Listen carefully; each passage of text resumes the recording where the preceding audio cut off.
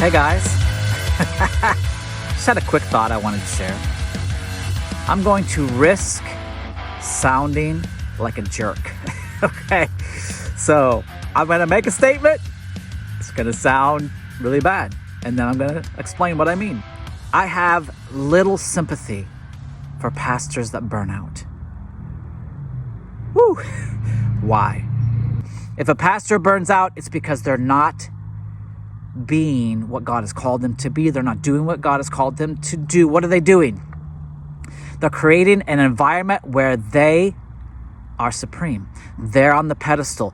They're the honored. They're the raised up person. They're the special person. That God did not call ministers, leaders of churches, to create an environment where they are to be worshiped and revered. Guys, we're all humble servants working together. As Paul writes, one man waters, another man plants, but it is God who gives the increase. A lot of pastors in churches have vaulted themselves into a position that is not proper. It's not meant for them. They are not meant to be the special, super powerful Christian, the holy person in their church who is far above everybody else. So, the reason I have little sympathy for pastors who burn out is because they are participating in their own burnout, right? Someday I might actually write this. The gospel according to my dog, right? I see this with my dog. His name's Jackson, by the way.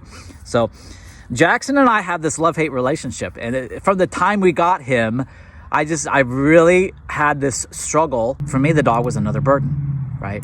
And the greatest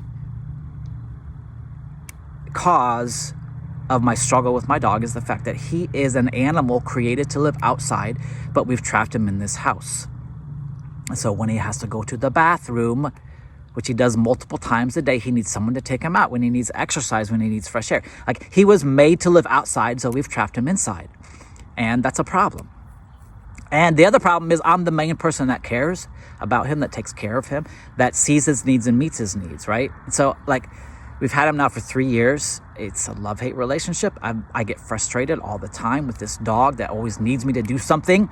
But what I've realized is that the biggest problem in my relationship with Jackson is that I put him in this prison, and then I get frustrated when he doesn't like being in the prison and he needs to be let out of the prison from time to time. And this is the way it is in many churches with many pastors. They've created this prison they call church, where they're the one in charge and everything needs to come through them and everything needs to pass through them and everything needs to be approved by them. And then they don't understand why they're so burdened trying to do all these things and take care of all these people and answer all these questions. Right? But they have created church as a prison where everybody has to do what they say, where they're in charge. And then it's a big burden when everybody is coming to them all the time, asking them all the questions, asking them about all the truths and asking permission for everything. And right? The reason I don't have much sympathy for pastor burnout is because pastors create their own scenario of their burnout most of the time, not all the time. But I gotta say, probably most of the time, pastors burn out because they're not sharing the load, because they've got an ego about being in charge, and they're not letting other people walk alongside, come alongside, help bear their burdens. And that's what Paul says, bear one another's burdens and so fulfill the law of Christ. Pastors are not letting others bear their burden of leadership, often because of ego. And so when a pastor burns out, it's like, boo-hoo. Of course you burned out because you think you're the only person capable of leading this church.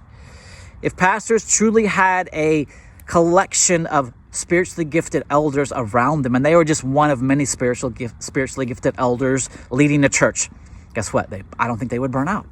And then they would be raising up other people who would become elders, to raise up other people, to raise up other people, to raise up other people. And you would not have this singular egotistical entity who thinks that they're God of their church. Woo! I'm telling you guys, it probably won't make me popular to say it, but I've seen it. I've seen pastors passing over people just as capable, certainly if they were developed, just as capable to lead church as they are. but I think they don't often because they don't want people. They don't want rivals. They want to be in charge. So there you go. Hey, you know what? I'm willing to say it. If you burn out as a pastor, you're probably not letting other people lead at your level. Okay. See you guys.